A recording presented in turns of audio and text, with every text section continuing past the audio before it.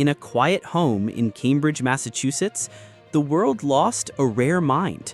Not just a musical satirist, not just a mathematician, but a once-in-a-generation voice who dared to laugh in the face of seriousness. Tom Lehrer, the iconic satirical songwriter, has passed away at the age of 97. With his passing, an era of sharp wit and fearless comedy draws to a close.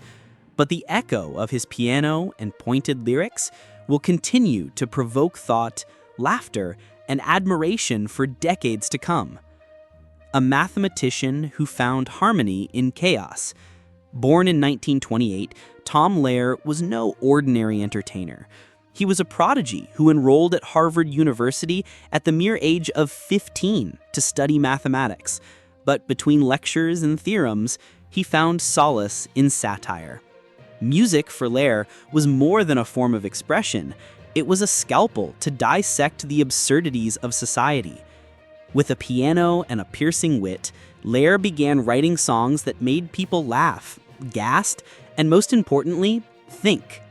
His lyrics combined academic cleverness with streetwise skepticism, turning seemingly innocent melodies into intellectual Molotov cocktails.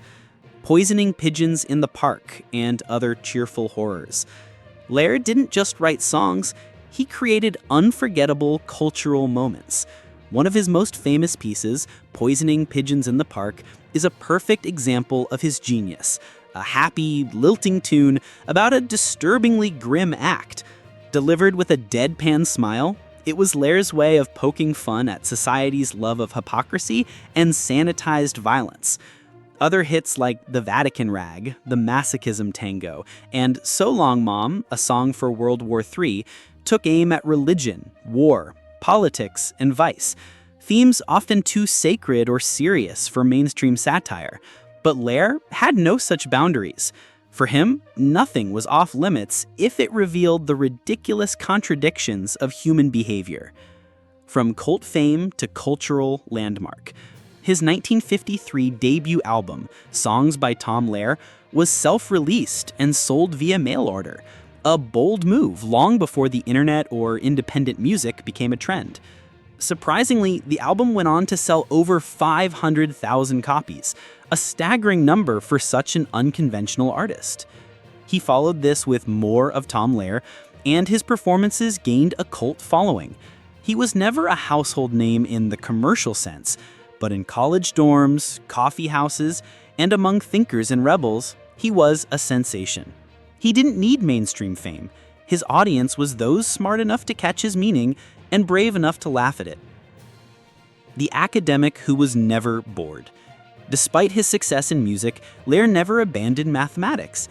He taught at Harvard, MIT, and later the University of California, Santa Cruz. He often joked that mathematics was his day job and songwriting was his hobby that got out of control. But even in teaching, he never lost his sense of humor.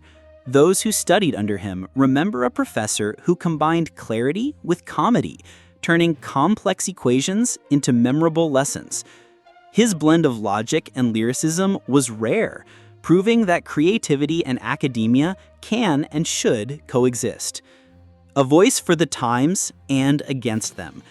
In the 1960s, Lehrer briefly returned to the public eye, contributing songs to the satirical TV show That Was the Week That Was, and writing clever educational songs for PBS's The Electric Company. But by 1967, he had enough.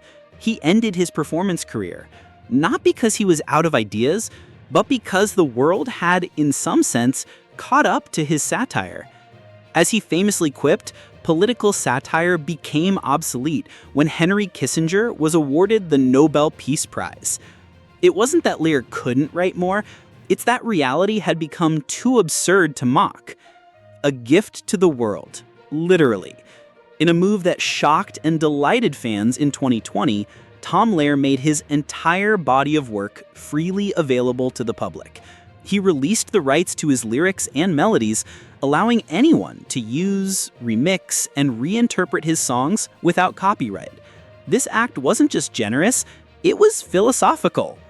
Lehrer once said he never took his music too seriously and didn't believe in making money off old jokes. To him, the art mattered more than the applause or the royalties. It was, perhaps, the most Lehrer-esque thing he could have done, turning a capitalist system into a punchline, one final time. No family, no heirs, just a legacy. Tom Lehrer never married. He had no children. He didn't crave fame or fortune. He didn't tour the world. He didn't win Grammys. But what he did win was far rarer. The respect of intellectuals, the admiration of comics, and the laughter of millions who found truth in his tunes. His passing leaves no immediate family behind, but his spiritual children are countless.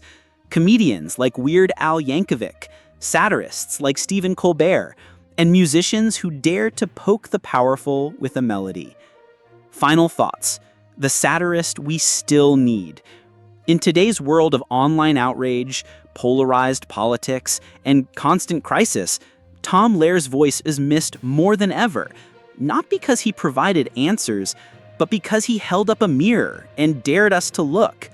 He believed that laughter was not a distraction from truth, but a gateway to it. His humor wasn't cruel, but it was uncompromising. His melodies were sweet, but his message was sharp. And in a time where so many choose comfort over challenge, Tom Lehrer chose satire. Closing line, reflective tone. Tom Lehrer may be gone, but the questions he asked about war, religion, human nature, and reason are still here.